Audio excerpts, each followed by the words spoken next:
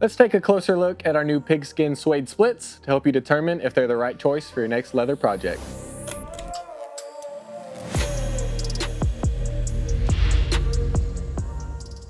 These are 2 to 3 ounce chrome tan whole hides available in 9 colors: black, turquoise, blue, purple, red, pink, rust, brown, and taupe.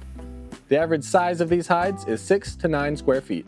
The average thickness is about 0.8 millimeters, making it on the lighter side of 2 to 3 ounces. It has a soft and flexible temper, making it feel almost like a fabric. Even though it is thin and supple, it has minimal stretch, making it ideal for linings and garments. This leather is dyed throughout, so both the front and the back sides are the same color. Since this is a split, both sides feature the same velvety suede finish. The surface has a dimpled texture, a unique trait of pigskin that adds a distinctive look to projects. Being suede, the surface has a matte look.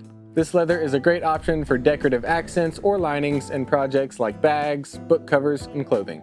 It can also be used on its own for items such as gloves, home decor, lightweight garments, and small accessories. This leather is a part of our growing leather category here at Sailrite, so head over to our website, sailrite.com, to grab yours today.